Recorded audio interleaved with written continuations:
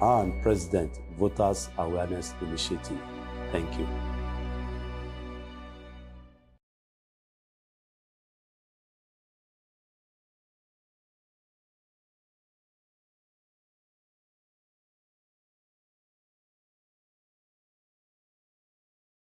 Thank you for joining us. This is still Enterprise Morning, reaching you from Enterprise Television. Let's head straight to our conversation for today. The Federal High Court in Abuja has declared illegal the move by former presidential candidate, Professor Utomi, to establish a shadow government in Nigeria.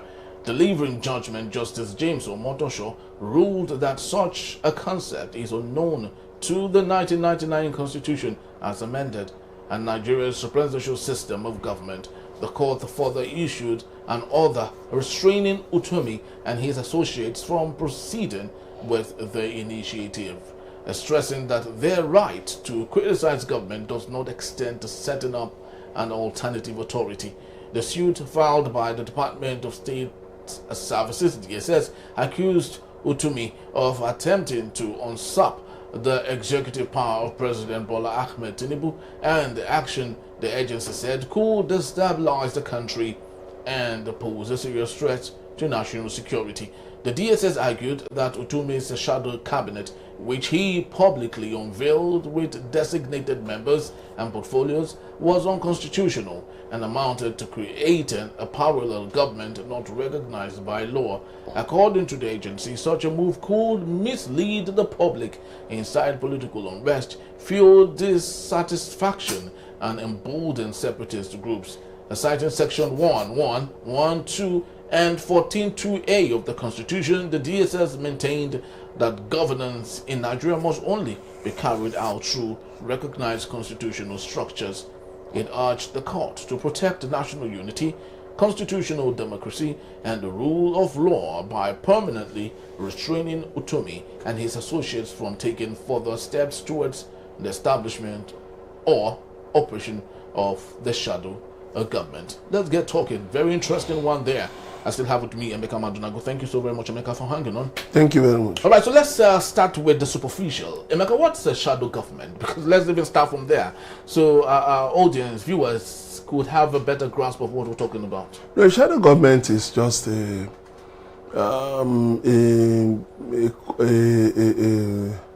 group, of opposition members, who take it upon themselves to closely monitor the activities of the government in power. So they're like a pressure group? Well, yes, but it's just that, the concept, has been popularized in the United Kingdom, and in different places. Even the same APC that is making all the noise now actually said they were going to form a shadow government under President Goodluck Jonathan. So, why are they now crying? Now that the same pill is being administered to them, they cannot take it. They cannot take what they were dishing to other people. Why? And there's nothing, Utomi has explained that there's nothing, all of the things that the DSS went to court for, it's just a baloney. It's not as if they are going to maybe control any ministry or department of government. What they will do is this: there is the power of the Freedom of Information.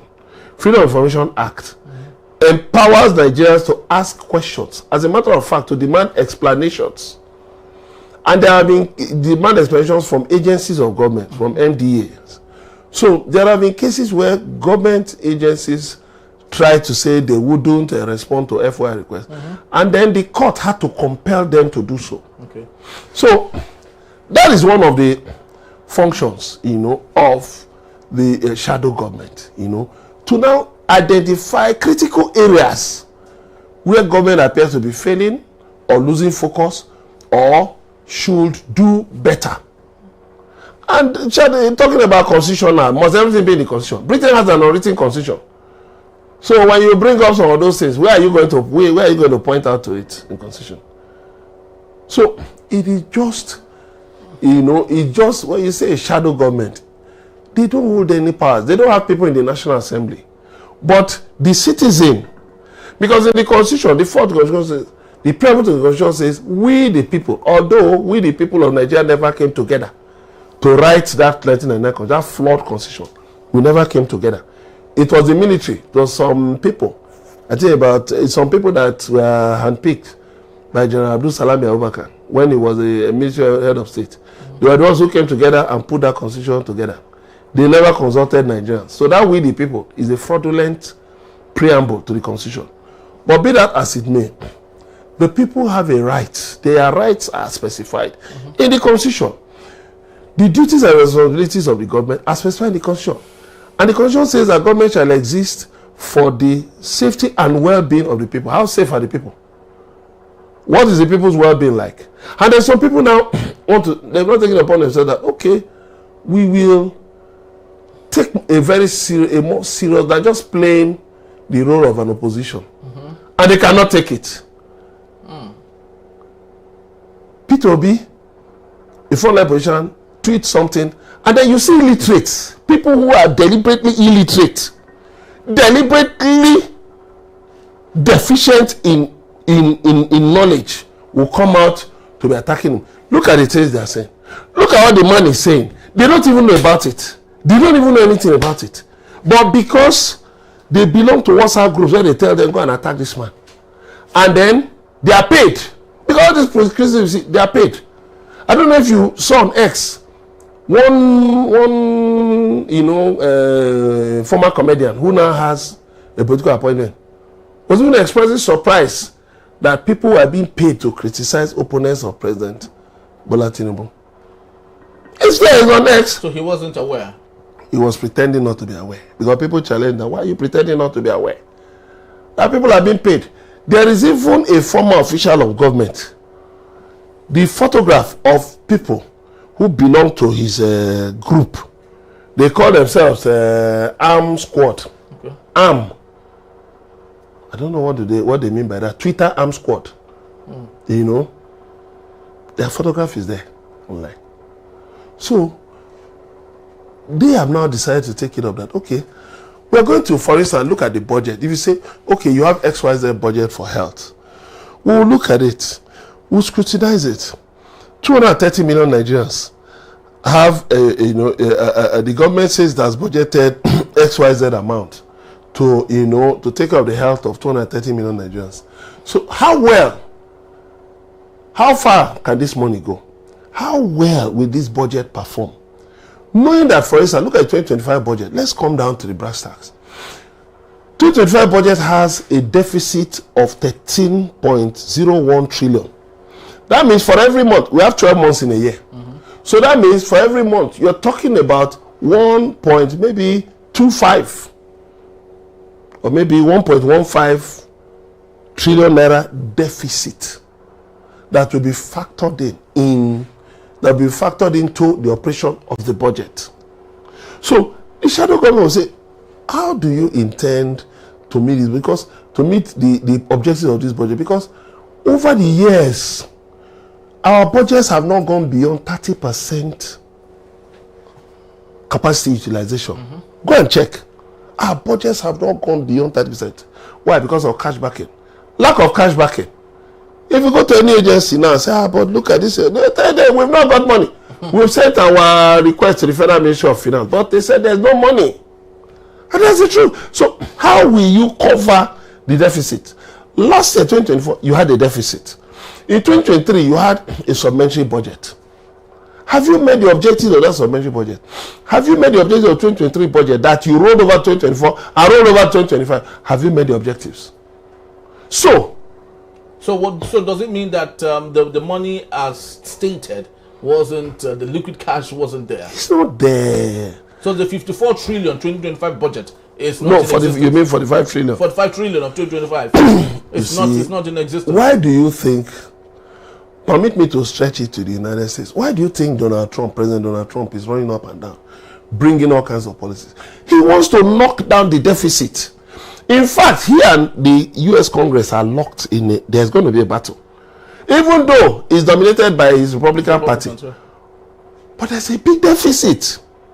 So the government might be shut down by January 4 next year. Which is what, if the government and Congress cannot agree on the following year's budget, by January 4, there will be shut down. I think it happened under George Bush or Obama, you know.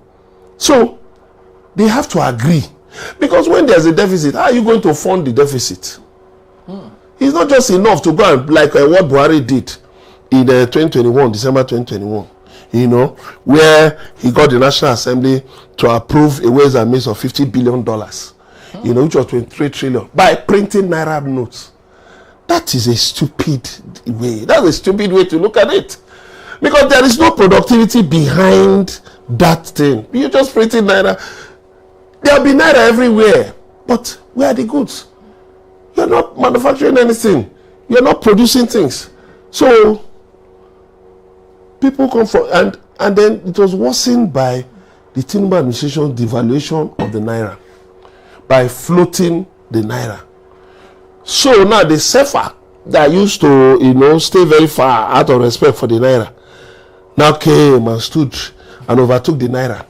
So people come from Cameroon, Togo, Benin, as far as Burkina Faso, Mali, they come to Nigeria. They buy our foodstuff, they buy things and all of that and take them to their country. So isn't it what the idea was actually, to invite investors? Energy flows where attention goes. So don't you think that was a strategy?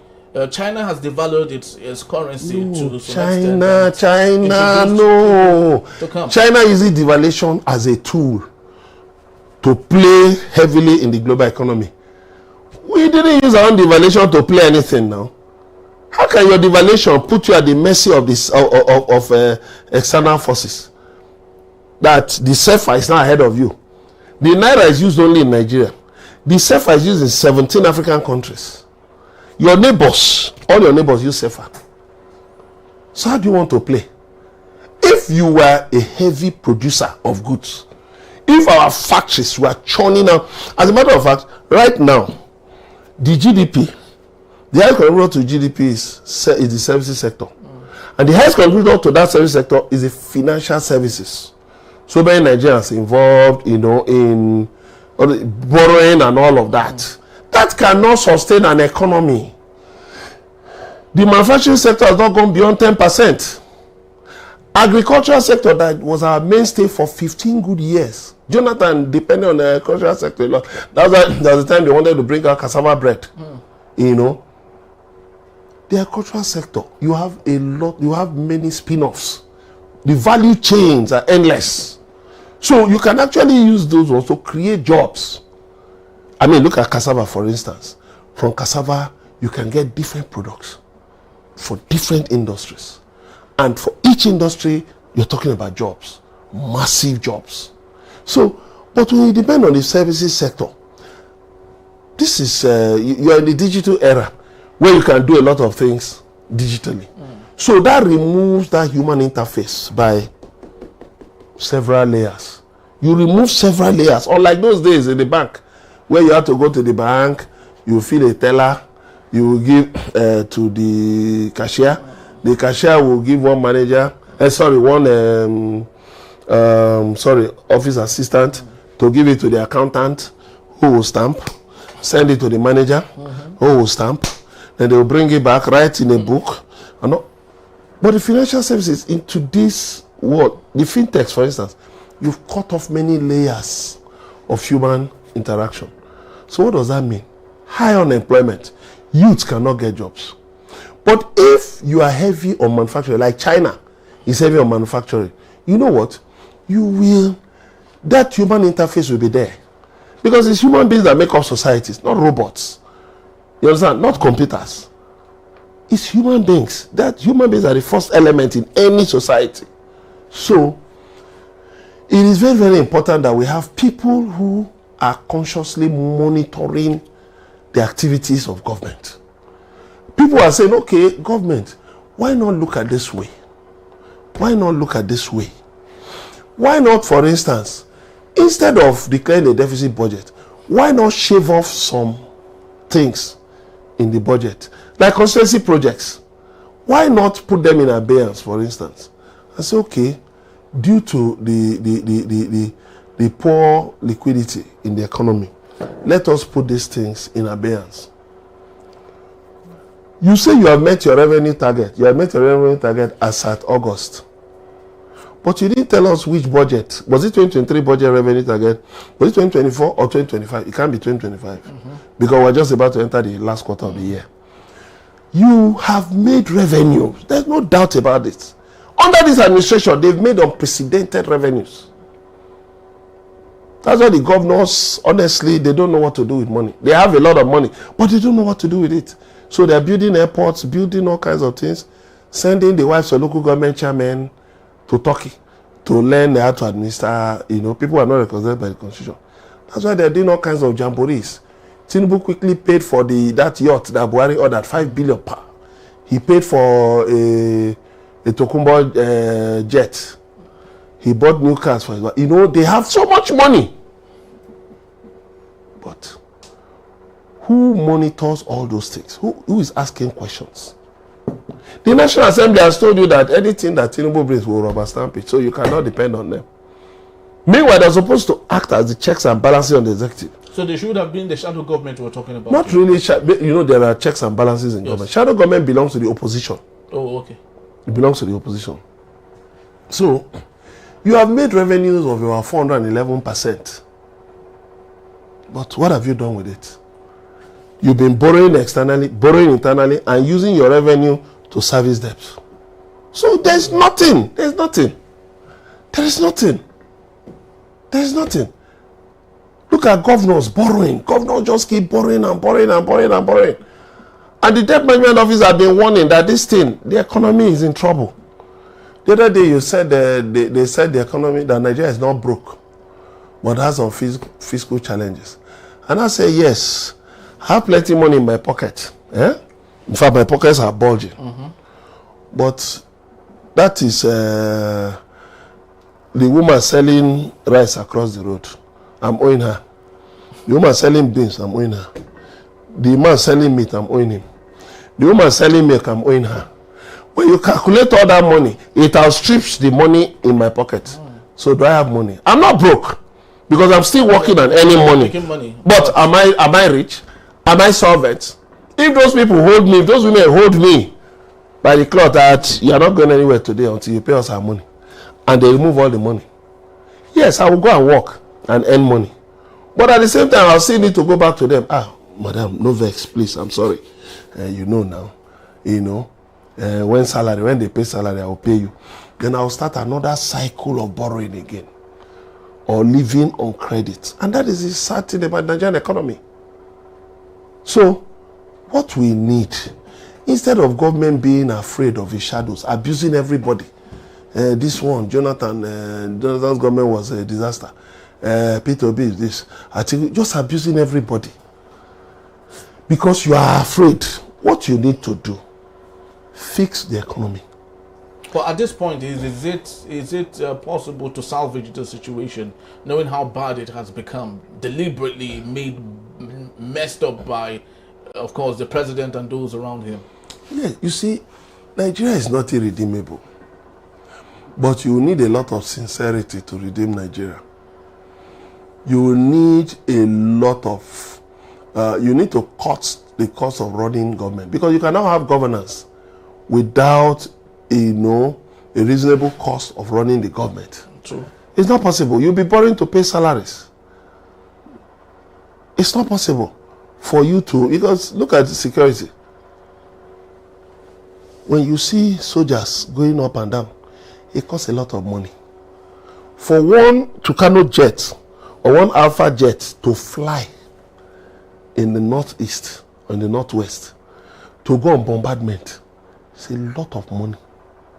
It's a lot of money. As a matter of fact, somebody was saying that one time the military, deployed somewhere in the southeast, that it was costing 400,000 naira per day.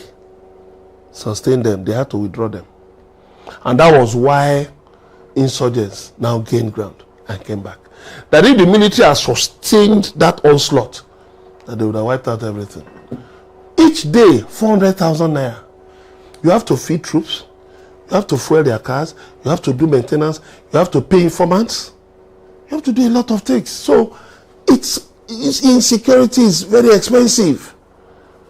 So that's why you see governments do their best. They do their best to make sure their countries are secure. Because with that, you would save so much money. You save a lot of money and pump it into the economy. Yeah. A lot of money that should be in the banks for people to borrow. Government is borrowing. That's why you have high inflation. Because if government borrows domestically, they're issuing different bonds, treasury bills. You and I cannot get money to borrow. But people go, the banks cannot, they will ask you to go and bring your grandfather's birth certificate. They will put impossible conditions before you. Because why? They look at what the government borrows, you know. The government will come and say, okay, right, we need so and so amount of money. You know, we need to borrow so and so amount of money. And they look at it now. That look at the budget, what the government has budgeted. Look at the exchange rate now, what they are fixed as exchange rate. You know, look at everything now. It favors the banks. So the banks will readily want to lend to government at 35%. When they are sure they can hijack allocations. Okay. Yes, on first line charge, as the allocations are released, the banks get their money. Now you and I, they'll be asking for 18%. Or even asking for 9%. Single digit. They would rather lend to government at 35. Even 50%. Yeah. The governor of Niger State was lamenting the other day that he borrowed too much. That they were thinking of borrowing 500 billion. Later they increased to 1 trillion. That they now discover that the money is too much. Okay. When you are going to borrow the money, didn't you do hold meetings and do your financial outlay before? And that is the problem. How can you now provide services to the people? How can you secure? It's not possible. It's not possible. That's why people are saying that governors have so much money. Why are they not performing? And there was a day I was explaining to people, they were insulting me. I said, Nigerians, when will we get down to tackling issues intellectually? That these people, the money they are owing is being deducted on first line charge. But how about the case of Anambra, where Professor Chukwuma Soludo has said that the state hasn't borrowed from anyone? You know, the good thing for Anambra is that it has had governors who were not reckless with borrowing. Okay. Except Obiano. He had Ngige, who didn't go out of his way to borrow. Mm-hmm. He had a Peter Obi, who made sure he wiped the slate clean. As a matter of fact, he left so much money for Anambra. In fact, some of the criticisms against Peter Obi actually being sponsored by people, former governors who were reckless. They are spending. But Peter Obi now looks like a judgment on them. Okay. Yes. So when Peter Obi was there, he left money. He left billions, even in foreign currencies. He left. Obiano came well. There was a little stuff. Then Soludo came in. As Soludo came, you know what? Soludo is lucky. Anambra is now an oil producing state, earning 13% derivation. So if you give it to him, Soludo has also done something in terms of revenue generation, but with all the rough tactics and all of that. But with the internal generated revenue and the allocations and the 13% derivation, Anambra can, sail smoothly without any hiccup. Unlike some states where their governors are so reckless. You can see Cross River State has been praising itself that their governor, that their state is not among those listed as heavily indebted. They've been praising themselves, that the governor, he's doing well, he's managing the finances well, blah, blah, blah, blah. Yes, which is true. If there's no fiscal management, if there's no prudence, you will just borrow. President Soludo said the other day that there was this loan that the federal government made available to states. Yes. It was only Anambra that didn't borrow. So at the end of the day, what is your per capita income? It's not that my state, our state, we're generating money, internal generated revenue, allocation, VAT payment. When people want to deceive themselves, they start juggling figures. Payment of VAT. At the end of the day, how well managed is your state? Your governor is taking billions to fix, to renovate government house. But a Soludo took money from government finances to build to complete the government house project. So which one is which? So what I say is that this government should stop living in fear of nothing. Criticism, opposition is a normal part of a democracy, So call shadow government or whatever, it's just semantics. You need the input of all Nigerians to make this country work and succeed. Very well said. Of course, like we often will tell ourselves, and we've equally have experienced during the military era, dissent, voices of dissent were not accepted at any point. And at that time, you dare not speak up on the government of the day, that is the military administration of the day. So it is acceptable, during the military era to say we do not want a shadow government. But coming to the democracy that we practice today, leave it, take it or leave it. You must have criticism, and that is what the shadow government, I think, is about. I still do not know why the court of law, members of the judiciary, who I would love to believe understand better, still couldn't get the picture and paint it the way it should be. But of course, this remains an open debate. I do not know if Pat Utomi would respond to that, but of course it's a developing story, and we promise to bring it to you as it unfolds. Thank you so very much, Emeka, for being here. Thank you very much. All right, that's just about the time we have. We'd love to say thank you. Please do well to follow us if you may. You can find us at EnterpriseTVNews.com. You may equally like, comment, and follow us on all our social media platforms at EnterpriseTV7. I am Henry Igubike. Thank you for watching. We'll see you tomorrow. Have yourself a splendid day. Bye-bye.